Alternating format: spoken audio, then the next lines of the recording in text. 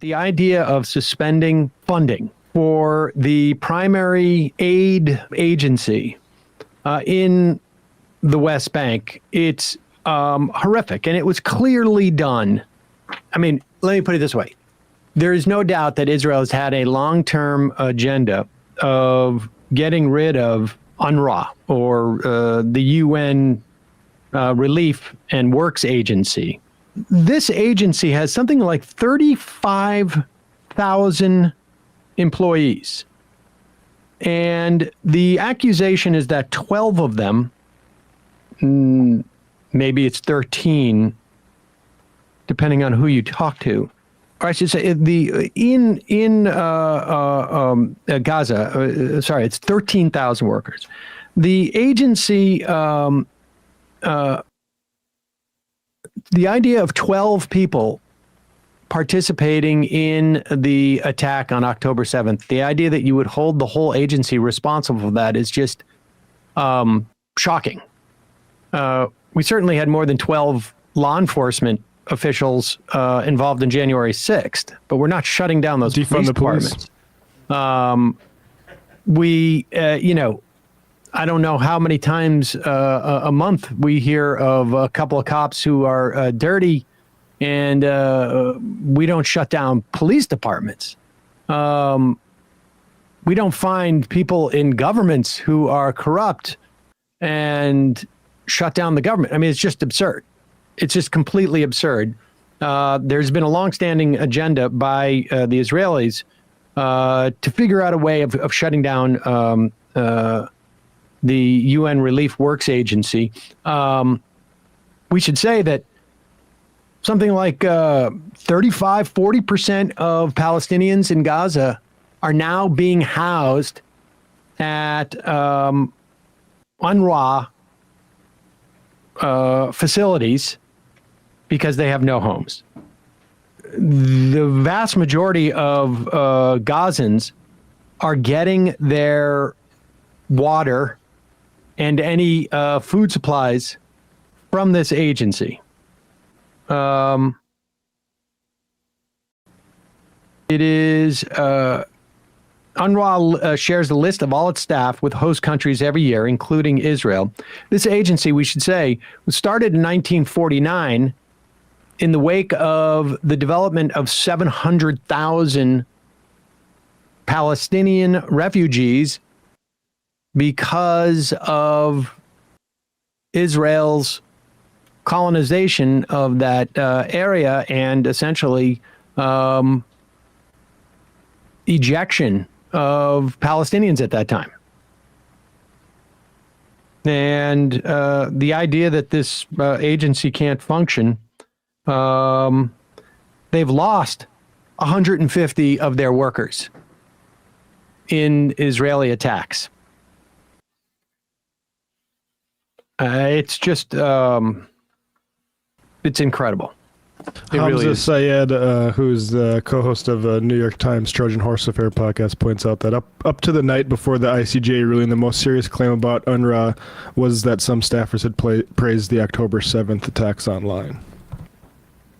Yeah, this was clearly something that they were holding in the event that they needed something to distract. And so I'm sure this was a twofer for the Israelis. And the idea that U.S., U.K., Australia, I think New Zealand, a couple other funders have suspended their funding, which, just those countries alone make up the bulk of it, is just reprehensible, particularly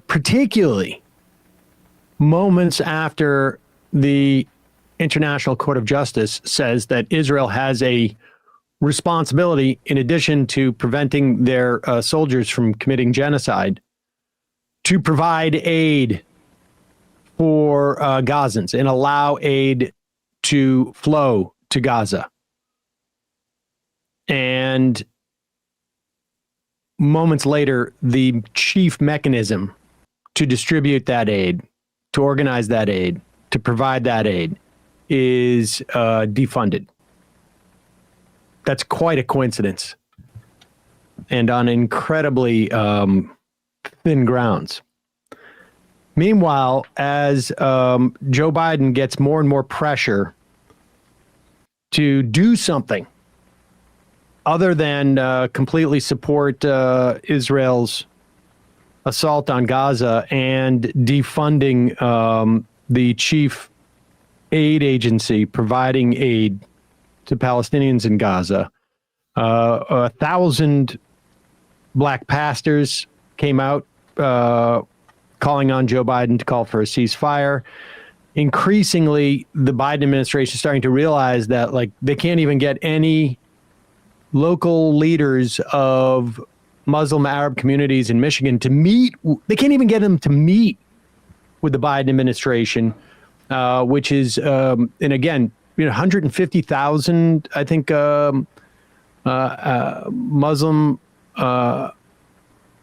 and Arab Americans voted in Michigan's 2020 election.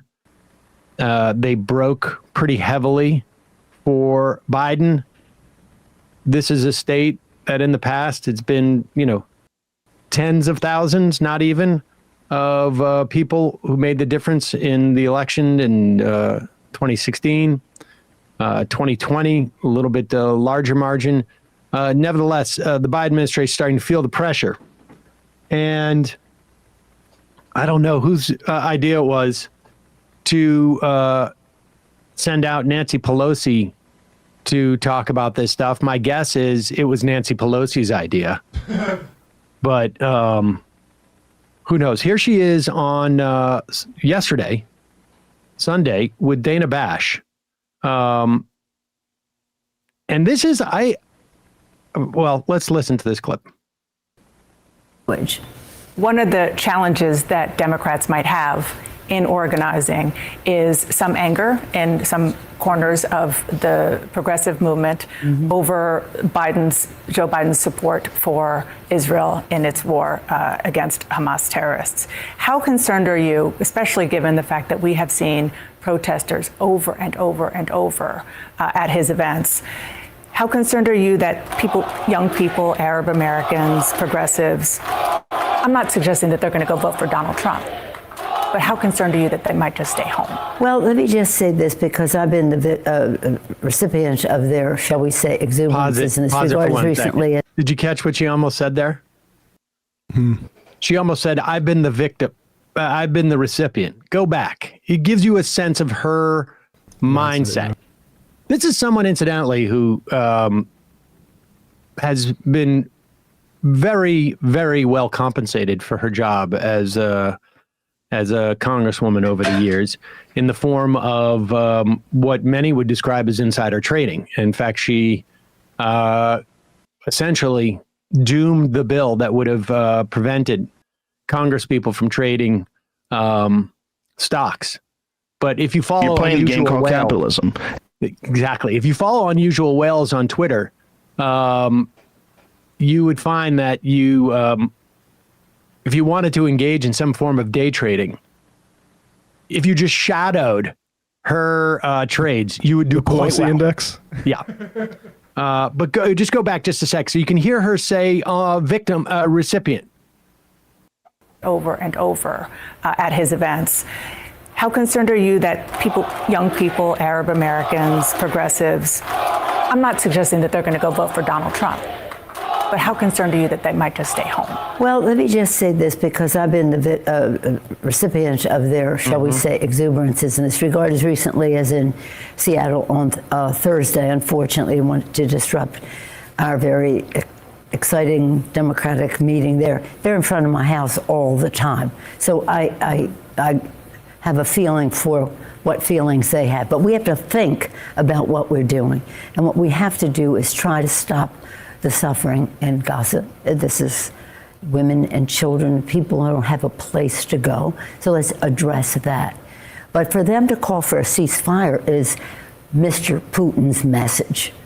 Mr. Putin's message. Make no mistake, this is directly connected to what he would like to see. Same thing with Ukraine. It's about Putin's message. I think some of these protesters are spontaneous and organic and sincere. some I think are connected to Russia. And I say that having looked at this for a long time now, as you know. You think some of these protests are Russian plants? I don't think they're plants. I think some financing should be investigated. And I want to ask the FBI to investigate that. But apart from that, let's just say it's all spontaneous and sincere. Let's say it's all spontaneous and sincere. Young people care about the right to choose. Okay. All right. Investigate them with the FBI, but they'll come out because of abortion. There is no doubt that there is a significant, I think, cohort of people in D.C. who think that Hamas was aided in getting their intel and their ability to do this attack by people who wanted to. One of the benefits may have been to undermine or to fracture U.S. politics on some level. I'm not saying I believe this. I'm saying, like, I do think that there is a cohort in Washington that does this. But it is completely nonsensical to assume that Putin wants an end to the Israeli attacks on Gaza.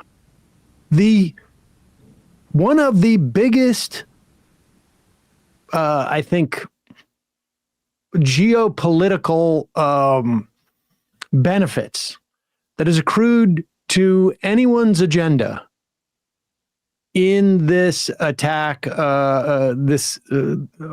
October 7th and Israel's response, has been Putin. It has completely derailed Ukraine funding. It has taken Ukraine off the front pages. It has completely distracted the United States. I mean, the idea that Putin wants an end to this and so is funding the ceasefire is just bizarre. It's just bizarre. And she tries to conflate it with people who have been not protesting about the Ukraine war in this country. It's bizarre. It's incredibly desperate. And she can say that there are young people who want X, Y, and Z, but there are clearly a lot of young people and a lot of Arab and Muslim Americans, and now 1,000 black pastors representing presumably some of their church-going flock, as it were, and others, of course, around the country who do not want the U.S. to midwife this genocide. It's crazy. And apparently she put out a statement to, hours later to clarify what she said. This is spokesperson from Pelosi in a comment to Rolling Stone. As Speaker Pelosi said on CNN, we have to focus on stopping the suffering in Gaza.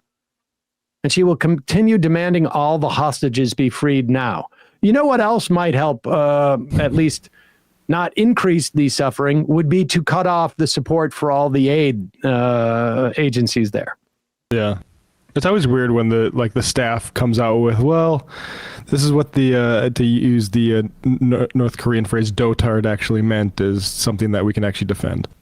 Speaker Pelosi has always supported and defended the right of all Americans to make their views known through peaceful protest, although some of them should be investigated by the FBI. I put in that last part. Informed by 3 decades on the House Intelligence Committee, Speaker Pelosi is acutely aware of how foreign adversaries meddle in American politics to sow division and impact our elections, and she wants to see further investigation ahead of the 2024 election. Just crazy. Just crazy. It's just crazy to even articulate that. There's to no one's benefit. You'd have to be a lunatic to believe what she's saying. And to understand this country's history and how these things play out and the type of power that the FBI has to surveil. I mean, it's not ancient history. They surveilled Iraq war protesters. They've surveilled. I mean, George during Floyd that era, protest- they surveilled protesters at vegan protesters Yeah. who were protesting at like a ham processing plant.